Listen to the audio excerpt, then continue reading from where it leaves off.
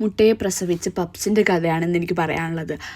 അയർലൻഡിൽ വന്നിട്ട് ആറ്റുനോറ്റ് പപ്സ് കഴിക്കാനുള്ള ഒരു ആഗ്രഹം മൂത്തിട്ട് ടെസ്കോയിൽ പോയിട്ട് പഫ് പേസ്ട്രി ഒക്കെ മേടിച്ച് പപ്സ് ഉണ്ടാക്കാൻ വേണ്ടിയിട്ടുള്ള പരിപാടി തുടങ്ങിയപ്പോൾ മുതൽ അബദ്ധമാണ്. ആ വീഡിയോ നിങ്ങൾക്ക് കാണാം. ആദ്യം മുട്ട പുഴുങ്ങി, പിന്നെ ഞങ്ങൾ മസാല ഉണ്ടാക്കാൻ വേണ്ടി ഉള്ളിയൊക്കെ ഇതാക്കി മസാലയൊക്കെ ഇട്ടു, മസാല റെഡിയാക്കി.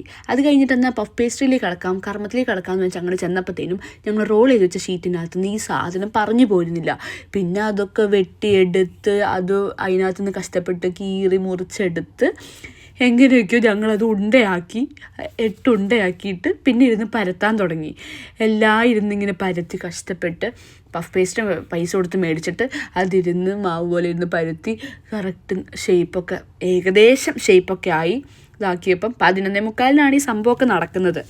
അത് കഴിഞ്ഞ് എങ്ങനെയൊക്കെയോ മസാലയൊക്കെ വെച്ച് മുട്ട വെച്ച് പപ്സിൻ്റെ ഷേപ്പിലൊക്കെ ഏകദേശം ആക്കി അതിൻ്റെ മുകളിലൂടെ മുട്ട ഇച്ചിരി തൂകി എല്ലാം ചെയ്ത് ഒരു തരത്തിൽ പപ്സിന് നാണക്കേടില്ലാണ്ട് അതിനൊന്ന് ഷേപ്പാക്കി പ്രീഹീറ്റ് ചെയ്ത് ഓവനിലേക്ക് തുറക്കാൻ വേണ്ടി ഓവൻ തുറന്നപ്പോഴത്തേന് ഫയർ അലാം അടിച്ചു.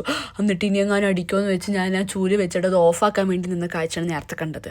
എന്നിട്ട് പിന്നെ പ്രീഹീറ്റ് ചെയ്ത് ഓവനിലേക്ക് ഇത് വെച്ച് പിന്നെ ഒരു 25 മിനിറ്റിൻ്റെ കാത്തിരിപ്പായിരുന്നു.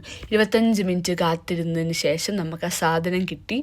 പക്ഷെ മുട്ടയൊക്കെ ഒന്ന് പുറത്ത് വന്നായിരുന്നു. പക്ഷെ കുഴപ്പമില്ല, ടേസ്റ്റ് വൈസ് നല്ലതായിരുന്നു. ഷേപ്പില്ലെങ്കിലും കുഴപ്പമില്ലായിരുന്നു. അടുത്ത വട്ടം കുറച്ചും കൂടെ നന്നാക്കാം. പക്ഷെ ഞങ്ങളിൽ തന്നെ ഒരു അഭിമാനമൊക്കെ തോന്നി അത് കഴിച്ചിട്ട്. കുക്കിംഗ് അറിയാത്ത 2 പേരാണല്ലോ. എബ്രോഡുള്ള ആർക്കെങ്കിലും പപ്സ് കഴിക്കാൻ തോന്നുന്നുണ്ടെങ്കിൽ പഫ് പേസ്റ്റ് മേടിച്ച് ഉണ്ടാക്കി നോക്കും. വളരെ എളുപ്പമാണ്. അപ്പോൾ ശരി, ബൈ ബൈ, ടാറ്റാ.